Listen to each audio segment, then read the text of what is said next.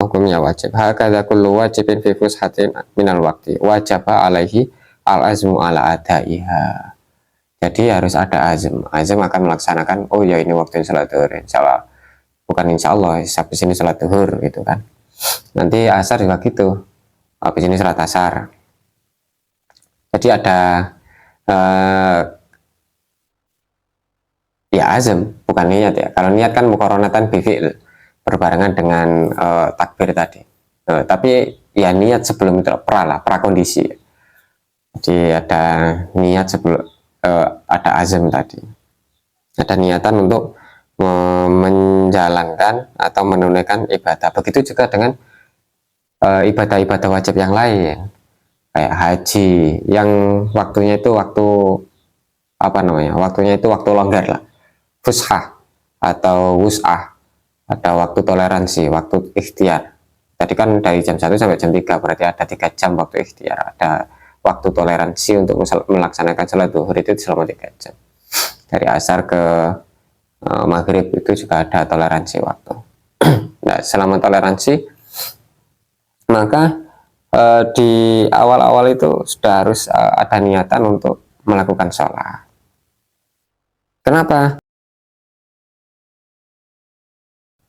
Assalamualaikum warahmatullahi wabarakatuh.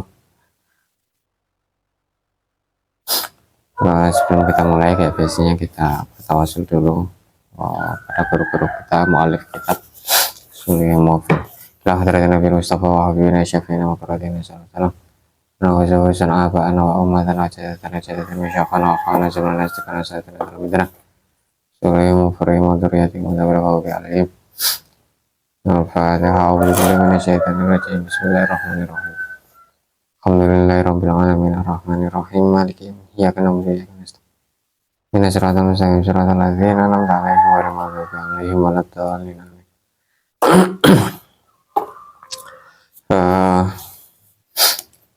Sekarang kita sampai pada bab ini, syurutu sihhatis sholat, syarat sahnya sholat. Syurutu sihhatis sholat,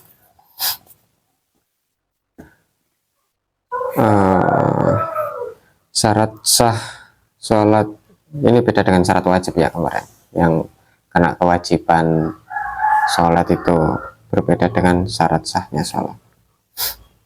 Kalau syarat sah sholat ya yang menjadikan sholat sholat itu bisa dianggap valid, bisa dianggap sah, itu ada berapa?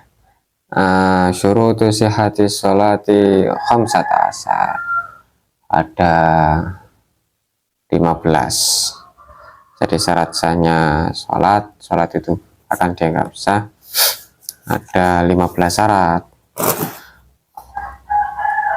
Selain rukun ya, kalau rukun sudah pasti, kalau tanpa rukun ya batal, bukan masuk definisi sholat kalau yang ditinggalkan adalah rukun.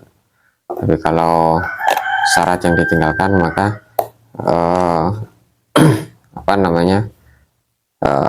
sholatnya tidak sah.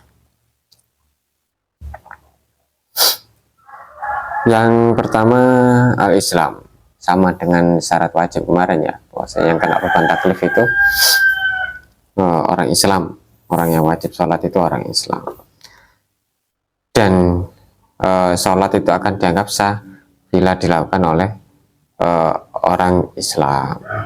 Jadi kalau belum Islam kok kemudian sholat, ya sholatnya nggak dianggap sah, nggak valid.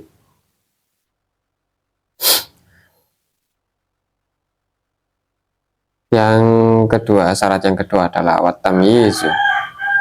Watamyizu, bisa membedakan, otaknya atau akalnya atau pikirannya sudah bisa berfungsi dengan baik ya.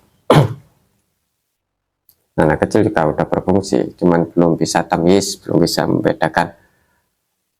Kalau kemarin kita nyebutnya belum kenal duit 5.000 lah ya, atau belum kenal duit 10.000, masih lebih memilih permen.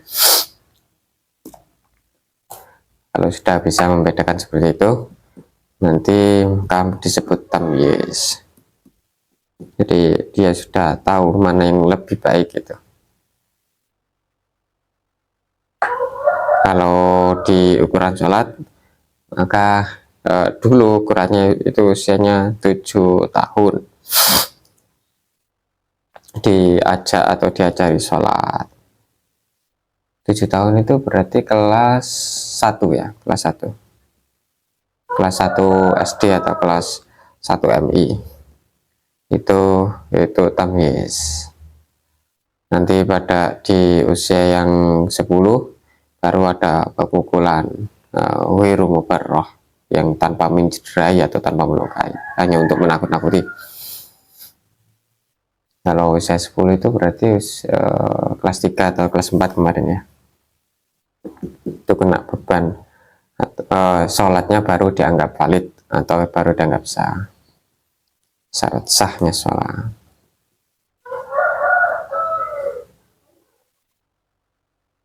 Terus syarat yang ke berapa ini? Ketiga, waduhulul waktu, masuk waktu sholat. Jadi harus tahu sudah masuk waktu sholat atau belum. Karena kalau belum waktunya sholat, kemudian sholat, belum waktu masuk sholat asar misalkan, sudah kemudian melakukan sholat asar atau menunaikan sholat asar, maka dianggap gak sah. Jadi syarat sahnya ya tahu waktu. Ini kayaknya bagus untuk manajemen waktu ya, menyadari waktu, ada tahapan-tahapan, ada terminal-terminal. Oh ini duhur, ini waktu asar, ini waktu maghrib. Jadi dalam hidup itu juga kayaknya seperti itu. Butuh apa namanya, membuat terminal-terminal, untuk membuat apa namanya, ya apa namanya, pemberhentian. Jadi ada kesadaran, oh ya sekarang waktunya sholat zuhur, sekarang waktunya sholat asar, sekarang waktunya sholat maghrib, sekarang waktunya belajar, sekarang waktunya bermain, sekarang waktunya, nah kayaknya butuh membuat pemberhentian itu penting gitu kayak. Ini mengajari kita untuk manajemen waktu ya, mengelola waktu. Nah, kok belum waktunya sholat zuhur, terus kemudian kita sholat zuhur, maka sholatnya dianggap gak valid, bahkan hukumnya haram. Man ta'ajjala syai'an qabla awanihi uqiba bihirmanihi. Jadi siapa yang melakukan sesuatu yang belum pada waktunya, maka dihukumi haram, dihukumi apa namanya, ya tadi nggak valid, nggak sah.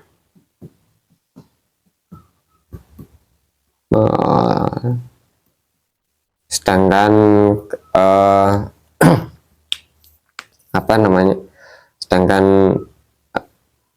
waktu ya tetap ada, maksudnya nggak hanya tentang masuknya waktu ya, selain masuknya waktu juga tenggat apa namanya, periode ya, periode dari asar, dari zuhur ke asar, asar ke maghrib itu kan ada rentang waktu, ada waktu toleransi, ada apa namanya ya, waktu toleransi, waktu ikhtiar atau waktu wus'ah. Itu juga perlu untuk disadari atau perlu untuk diketahui. Juga pentingnya waktu, oh ini ada tambahan dari Sisari. Juga pentingnya waktu selain apa tadi namanya, menyadari manajemen waktu tadi, itu ketika sudah masuk waktu asar misalkan, maka penting untuk azam. Misalkan kita masih sibuk apa namanya, masih sibuk dengan aktivitas masing-masing ya, entah itu kuliah, entah itu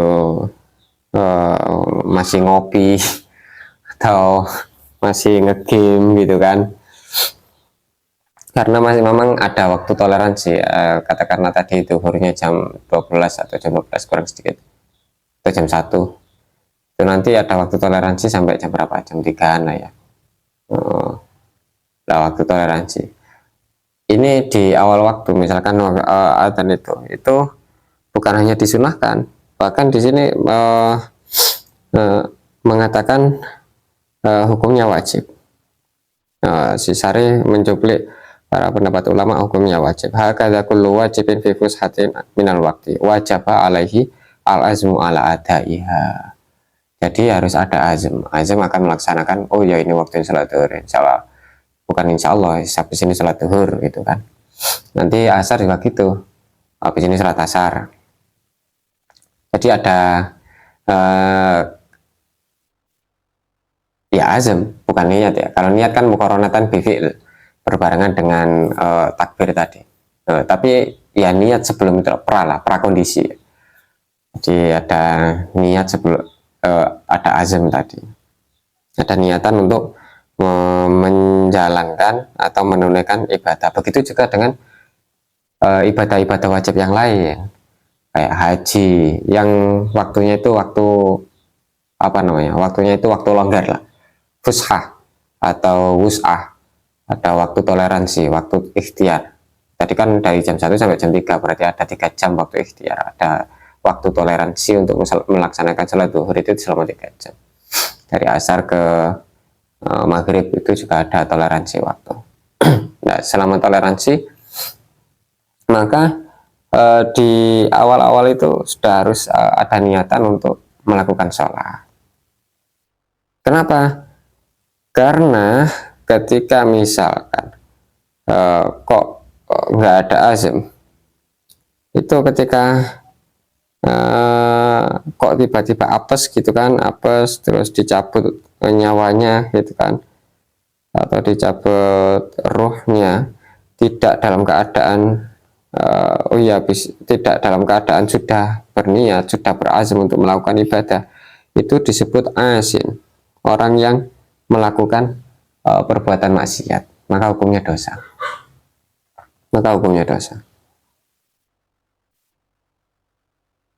Begitu juga dengan tadi haji gitu kan, walaupun haji itu buat orang kaya orang yang kaya ya, walaupun masih miskin juga tetap berazam.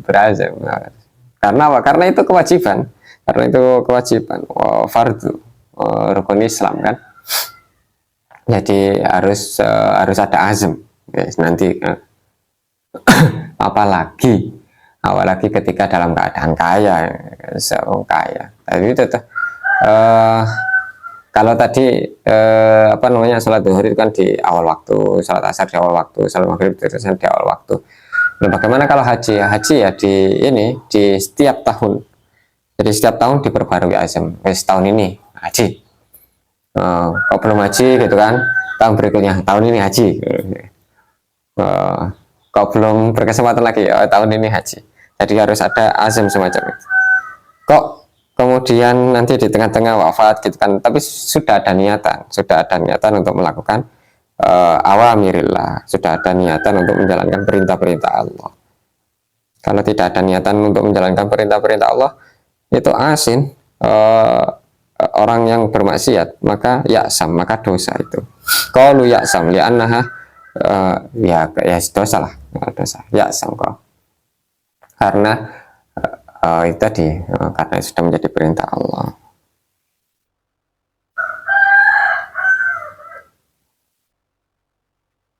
Nah, sudah dikasih, apalagi yang tadi itu, apalagi yang sudah dikasih kekayaan, ar-roho atau at-tarohi. At-tarohi itu kelonggaran, sudah ada kesempatan dari segi material, maksudnya sudah kaya dari segi materi, dikasih kesehatan, dikasih apa, kok nggak ada niatan untuk itu juga bermasalah, dosa. Itu juga dengan sholat tadi, kembali lagi ke sholat juga harus ada azam, harus ada niatan untuk menjalankan perintah Allah. Jadi ketika dengar azan ya udah menjalankan. Habis itu kok kemudian melanjutkan aktivitasnya ya nggak apa-apa, karena memang ada waktu toleransi, ada waktu keluasan, kelonggaran untuk menjalankan. Terus wal ilmu bi fardiyatiha, mengerti bahwasanya apa yang dilakukan itu hukumnya wajib. oh, sholat hukumnya wajib, ya udah. Nah, mengerti kalau itu yang dilakukan adalah sebuah kewajiban. Mencari ilmu, hukumnya kewajiban. Ngerti kalau haji, oh iya hukumnya wajib. Jadi mengerti bahwasanya sholat itu hukumnya wajib untuk dilakukan. Itu syarat ya, syarat sah. Terus selanjutnya, eh, syarat yang selanjutnya adalah wa alla ya'taqida fardan min furudiha sunnatan. Jadi tahu mana saja yang rukun, gerakan mana yang rukun, atau ucapan mana yang menjadi rukun. Kayak kemarin kan Fatihah ya, Fatihah itu menjadi rukun, nggak bisa ditinggalkan. Ruku, sujud, dan sebagainya. Mana-mana yang fardu dan mana-mana yang sunnah, itu tahu.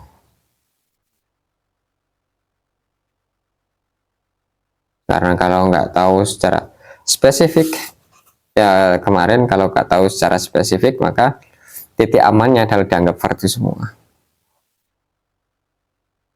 Itu paling aman. Kalau nanti ada yang fardu kok dianggap sunnah, wah itu menggagalkan atau apa namanya, menggugurkan keabsahan sholat. Terus selanjutnya watoharotu anil hadasain, suci dari hadas dua atau dua hadas, hadas kecil maupun hadas besar. Itu syarat malayatimul wajib lebih bahwa wajib. Maka apabila untuk menjalankan apa namanya, kewajiban sholat, maka kayak toharo itu juga menjadi kewajiban. Tanpa toharo, tanpa bersuci, ya enggak, dianggap sah. Makanya biasanya kita niat wudhu itu kan ada tambahan fard, nama itu wudhu alillah, nama itu wudhu ali raf'il hadas ya, asli. Terus baru tambah fardulillah ya. Ada fardunya, ada tambahan. Karena memang untuk menjalankan sholat yang hukumnya wajib, yang hukumnya fardu, itu butuh bersuci. Tanpa bersuci sholatnya nggak sah. Maka untuk melakukan sesuatu yang wajib, itu butuh apa namanya, kok membutuhkan yang prasyarat yang demikian. Karena tanpa prasyarat itu yang wajib, yang sholatnya tadi menjadi nggak sah, maka hukum prasyarat itu menjadi wajib. Hukumnya wudhu menjadi wajib.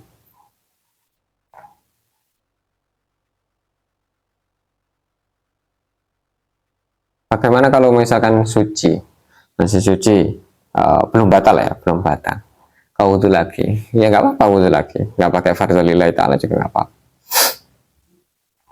Karena yang dibutuhkan adalah memang toharo, bersucinya, bukan wudhunya.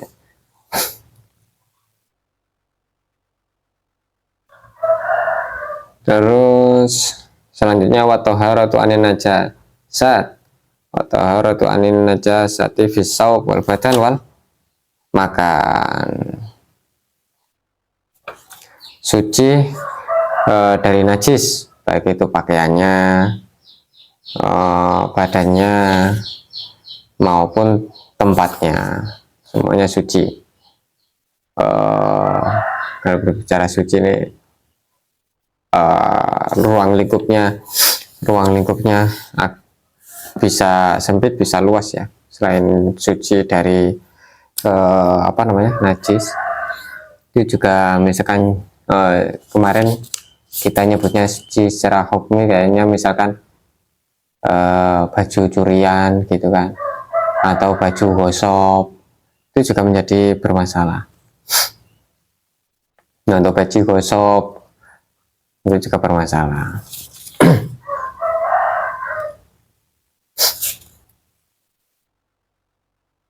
Yang jelas kalau secara fikih yang menjadikan, yang mempengaruhi kesahan sholat, keabsahan sholat, itu ya suci dari najis tadi. Najis yang bukan najis makfu ya. Kalau najis makfu masih eh, tidak tidak mengganggu keabsahan sholat. Najis makfu itu kayak kemarin darah yang sedikit gitu kan, cokot nyamuk, darahnya sedikit, nah itu nggak mengganggu keabsahan sholat. Tapi kalau darahnya banyak, itu baru mengganggu keabsahan sholat. Artinya sholatnya tidak valid, tidak sah.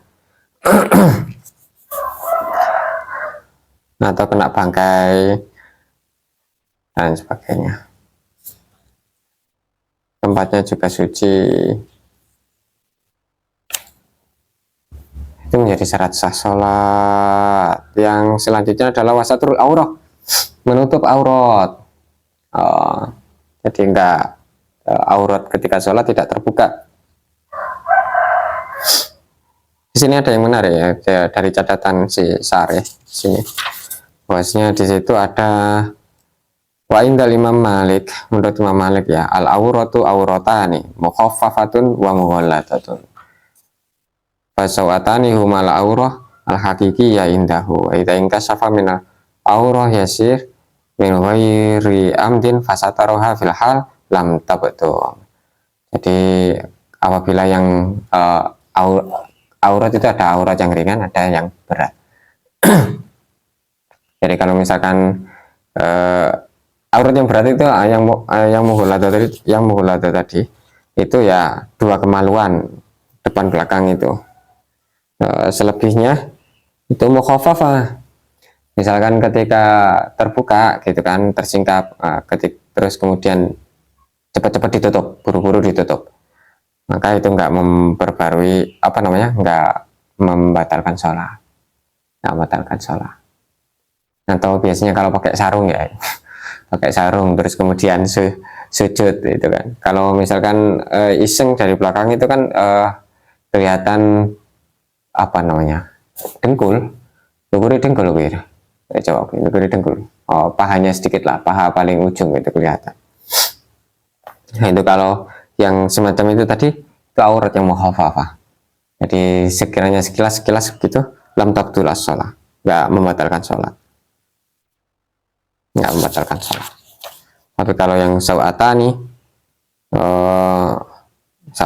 yang dua kemaluan itu otomatis batal ya. Otomatis membatalkan sholat.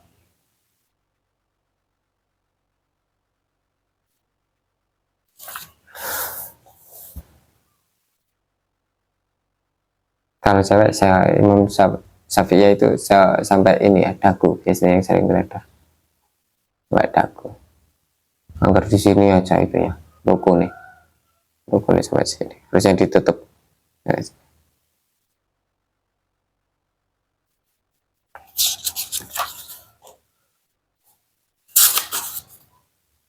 Terus wastiqbalul kiblati, menghadap kiblat fi ghairi nafilatis safar al mubah.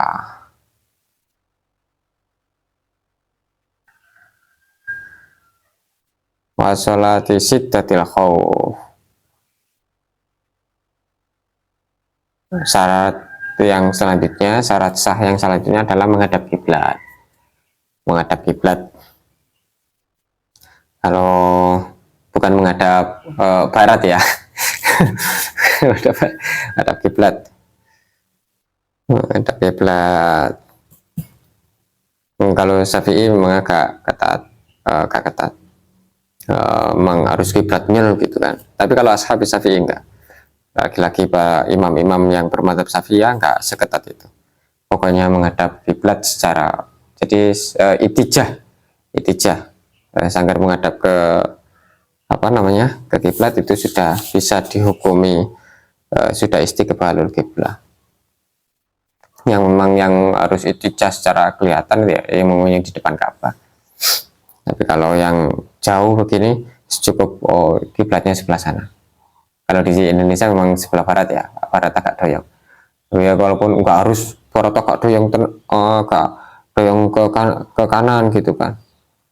Nggak harus seketat itu, pokoknya ngadep kiblat gitu. Nah, agak miring-miring sedikit terserah. Itu nggak menjadi persoalan. Walakin Imam Al-Ghazali wa Syekhu Al-Juwaini. Jadi Imam Al-Ghazali sama Imam Al-Juwaini yaqulani takfi al-jihad. Kalau menurut Imam Al-Ghazali sama Imam Al-Juwaini, pokoknya menghadap kalau di sini berarti barat ya. Pokoknya menghadap ke barat sudah sah. Bukan di sini yakfi istiqbalul jihad ai ihdal jihad al arba allati fiha al Ka'bah, yang Ka'bahnya di sana. Kalau di sini kan menghadap ke apa namanya, ke barat ya. Kalau di daerah lain kan belum tentu menghadap ke barat, bisa menghadap ke utara, bisa menghadap ke selatan, pokoknya menghadap gitu.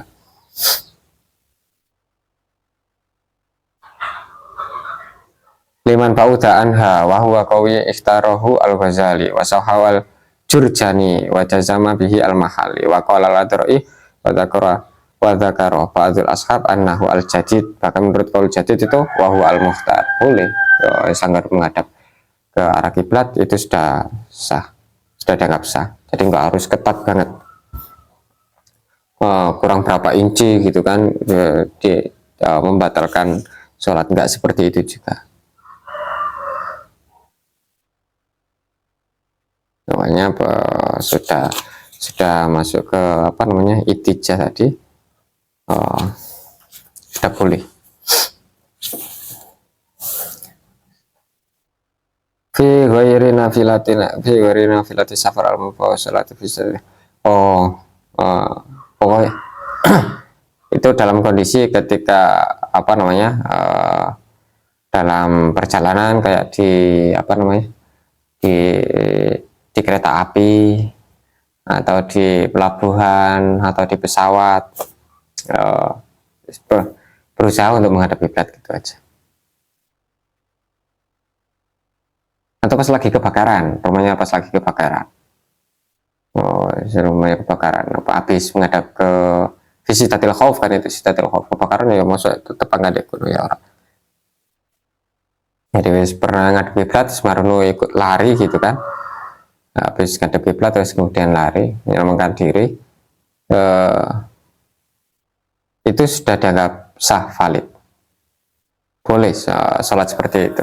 Bagaimana dengan rukuk sama itunya, sujud dan lain sebagainya? Auma'a, jadi hanya dengan isyarah itu. Fa'imikhitum farijalan aurukbana.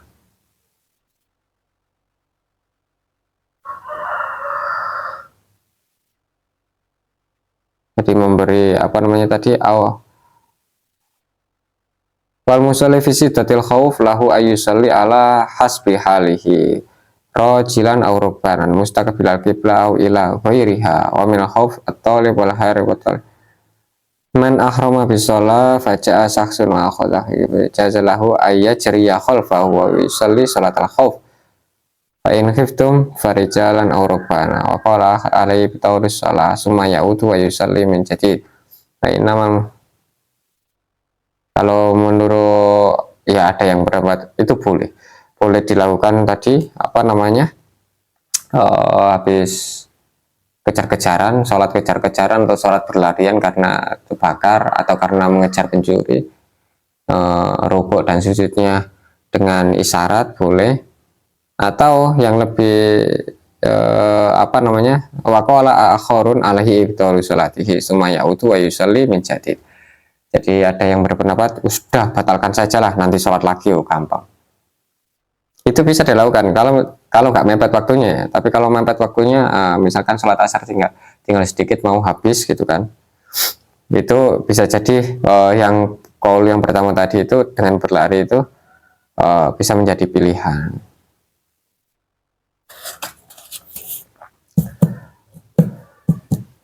Terus watarkul kalam, tidak ngobrol. Iya, sholat tidak ngobrol. Sholat ngobrol, sholat cilik kayak sholatnya anak kecil. Kalau ngobrol itu nggak boleh, kecuali ya bukan kecuali obrolannya nggak banyak dan masih terkait dengan sholat. Ya kasusnya Kanjeng Nabi dulu pernah lupa ya menjalankan sholat duhur apa asar, itu 2 rakaat apa sudah 4 rakaat gitu kan. Terus Kanjeng Nabi nanya, Kanjeng Nabi nanya ke para sahabat dan ternyata memang masih 2 rakaat. Kemudian Kanjeng Nabi melanjutkan 2 rakaat berikutnya.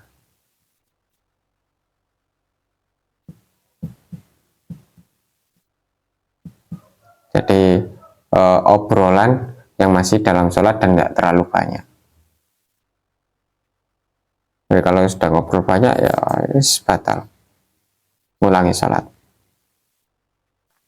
Watarkul af'al al-kasirah, banyak gerak, jelas banyak gerak, nggak boleh gerakannya banyak.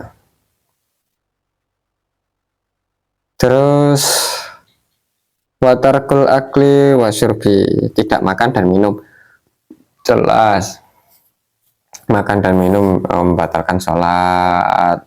Bagaimana kalau misalkan menelan air liur gitu kan, atau air liur, air ludah gitu, itu boleh, nggak membatalkan sholat karena sudah menjadi keniscayaan ya. Kita menelan ludah kan sudah menjadi keniscayaan, nggak bisa dihindari menelan ludah. Tapi habis minum kopi gitu kan habis minum kopi atau minum yang manis-manis jadi nelan nelan ludahnya masih terasa, bagaimana yang semacam itu? Tidak membatalkan sholat tidak membatalkan sholat.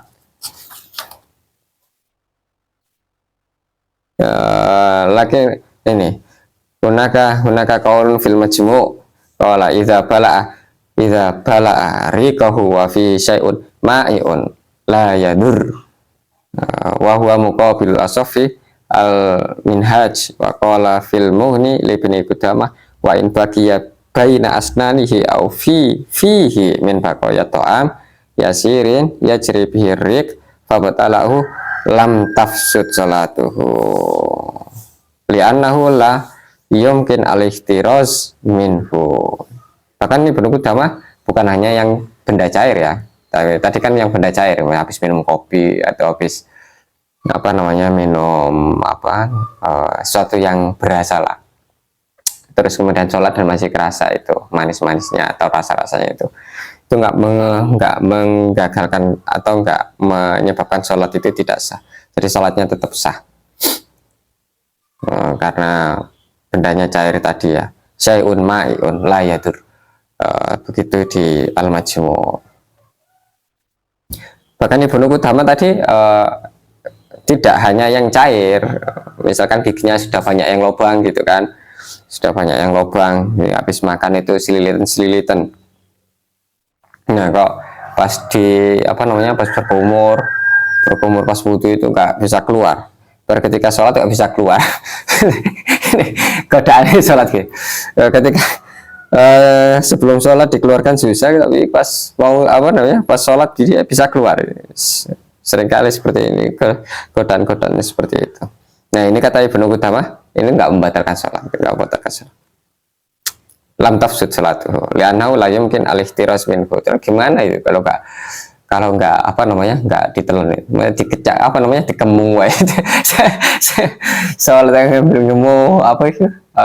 sambil ngemu sambil ngemu selelet yang enggak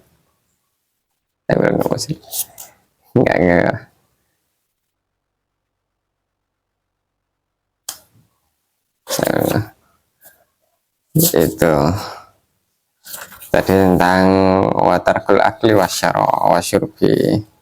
Jadi nggak makan sama nggak minum. Wala yang diruknun qauliyun aw fi'liyun masyak fi niyati taharrum, dan tidak melewatkan rukun yang qauli maupun rukun yang fi'li. Tidak melewatkan rukun qauli maupun fi'li. Tidak melewatkan rukun qauli maupun fi'li. Ini biasanya yang sering terjadi pas ngelamun. Lagi-lagi sholat yang ngelamun, apalagi sholatnya dewan nggak ada yang subhanallah gitu kan. Sholatnya mengalir gitu kan. Saking karena sudah terlalu sering, sudah menjadi kebiasaan kan, sudah menjadi kebiasaan sholat, apalagi sehari 5 kali, sudah biasa banget. Jadi sholatnya mengalir aja, nggak ada niatan mau rukuk gitu kan, rukuk anggar rukuk gitu kan, terus marunu anggar itidal, sujud dan seterusnya. Nggak ada kesadaran oh ya ini mau rukuk, nggak ada kesadaran mau itidal gitu kan. susah itu kalau yang strength banget, yang strength, maksudnya strength yang terlalu kekeh banget itu kemarin di sini membatalkan sholat. Membatalkan sholat karena membatalkan validnya sholat, nggak sah, nggak valid. Tapi kalau kita mengikuti yang rukun kemarin, terus anggar mengikuti imam gitu aja, itu sudah dianggap sah. Atau yang apa namanya, di awal, di niat awal ketika takbiratul ihram itu merasa bahwa dirinya sedang sholat. Oh iya, ini sedang sholat duhur ini, merasa begitu dok di awal dok. Setelah itu udah ngalir aja, saking ngapalnya kayak meliuk-liuk gitu kan sholatnya, akhirnya terusur gitu kan. Habis berdiri terusur, nggak sadar sama sekali, nggak sadar sama sekali kalau sedang sholat. Terus itu sudah dianggap sah, itu yang kemarin kita bahas rukun itu. Tapi kalau yang di sini yang strength banget ya, itu karena nggak ada kesadaran. Allah yang dia rukun kaulian fi'lin masyak apa itu bukan ragu lagi, sudah hilang. Bukan dia ya ini saya tadi sudah ruku atau enggak ya, ini bukan ragu lagi, sudah nggak sadar kalau sudah ruku atau sudah tidak. Susah itu.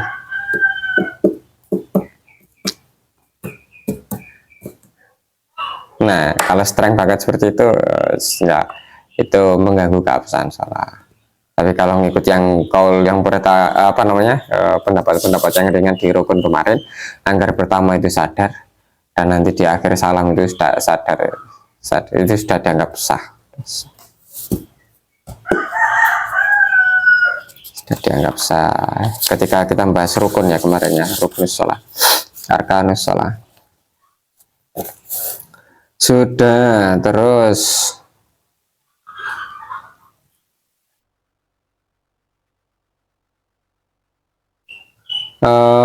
auyatula zamanusya, ragunya lama banget, itu juga mengganggu keabsahan sholat. Ini tadi sudah tasahud apa belum ya, ragunya lama banget, itu juga mengganggu keabsahan sholat.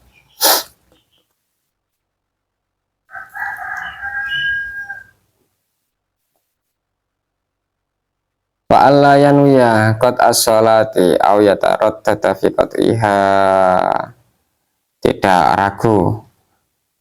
Allah yanuya, tidak berniat ya, tidak berniat untuk membatalkan sholat, qad as-sholat ayat yataraddada aw yataraddada fi qat'iha, atau ragu mau menyelesaikan sholat atau enggak, atau memutus sholat. Tadi itu kayak misalkan ada ular, dia langsung kabur ya, batal. Nah yang semacam itu juga menjadi sholatnya tidak sah. Atau misalkan nanti kalau Umudin datang ini batal ke sholatnya, berangkat dilek, berangkat duluan ya, sholat di jalan aja. Nah ragu semacam itu atau menggantungkan niat semacam itu juga membatalkan sholat. Wa tamu ta'liqi qat'iha bi syai'in. Nah itu tadi yang menggantungkan niat.